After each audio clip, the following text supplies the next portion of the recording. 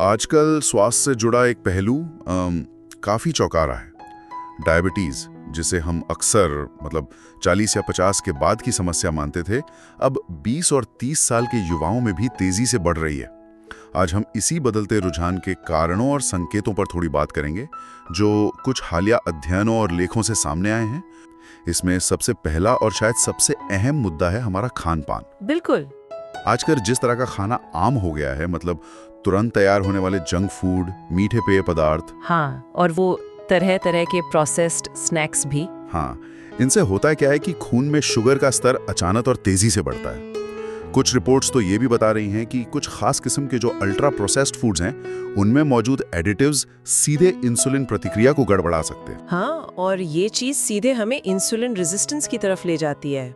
इसे ऐसे समझें कि शरीर की कोशिकाएं वो इंसुलिन के सिग्नल को ठीक से सुन नहीं पाती, या कह लें कि उसके प्रति थोड़ी बहरी हो जाती है। नतीजा, शुगर कोशिकाओं में जाने के बजाय खून में ही घूमती रहती है। और देखिए, चौंकाने वाली बात यह है कि कुछ निष्कर्ष ये दिखाते हैं कि गलत खान-पान से ये रेजिस्टेंस बहुत कम समय में भी विकसित हो सकता है, खासकर युवा वयस्कों में, भले ही उनका वजन ज्यादा ना हो। पेट के आसपास जो चर्बी जमा होती है ना, जिसे विसरल फैट कहते हैं, वो इसमें एक बड़ा रोल निभाती है। अच्छा, ये तो हुई खान पान की बात। बिल्कुल। दूसरा बड़ा कारण जो उभर कर आ रहा है वो है शारीरिक निष्क्रियता।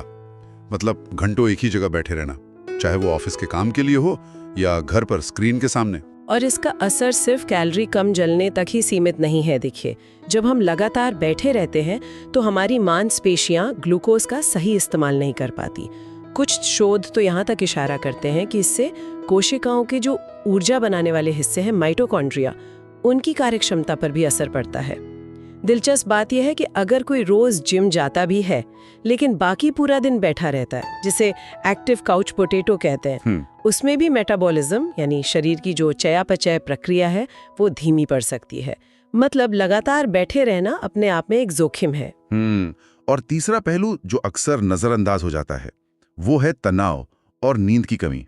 आज की भागदौड़ भरी जिंदगी, काम का दबाव और रात में देर तक जागना, हाँ, जिससे अक्सर 5-6 घंटे की नींद भी मुश्किल से पूरी हो पाती है। ये बहुत महत्वपूर्ण है, सही कहा आपने। जब हम लंबे समय तक तनाव में रहते हैं या हमारी नींद पूरी नहीं होती, तो शरीर में कॉर्टिसोल नाम का एक स्ट्रेस हार्मोन बढ़ जाता है। और कॉर्टिसोल क्या करता है? वो शरीर को लिवर से ज्यादा ग्लूकोज छोड़ने का संकेत देता है।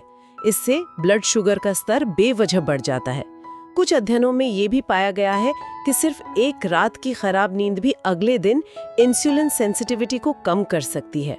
और हाँ, एक और बात, अगर परिवार में पहले से डायबिटीज का इतिहास रहा है, हाँ, जेनेटिक्स, हाँ, तो ये सारे जीवन शैली वाले कारक मिलकर जोखिम को और भी ज्यादा बढ़ा देते हैं।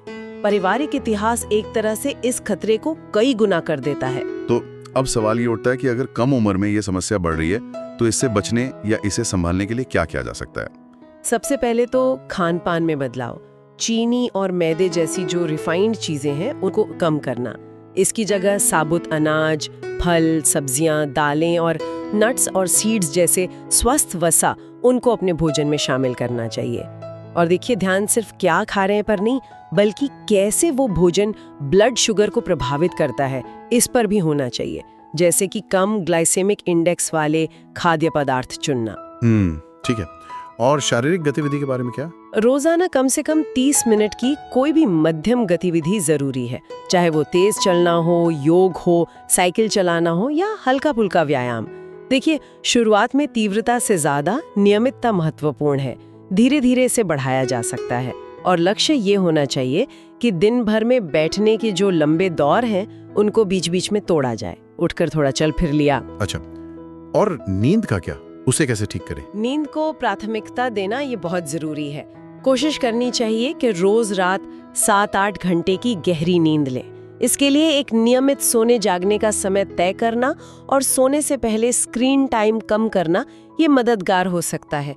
और अच्छी बात यह है कि जीवन शैली में किए गए ये छोटे छोटे लगातार बदलाव न सिर्फ डायबिटीज के जोखिम को कम कर सकते हैं, बल्कि शुरुआती चरणों में इंसुलिन रेजिस्टेंस को बेहतर बनाने में भी मदद कर सकते हैं।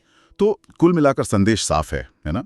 डायबिटीज अब सिर्फ बढ़ती उम्र की बीमारी नहीं रही, युवाओं में इसके बढ़ते मामले एक तरह की चेतावनी है कि हमारी रोजमर्रा की आदतें, हमारा खान-पान, हमारी सक्रियता और हमारा मानसिक स्वास्थ्य कितना मायने रखता है।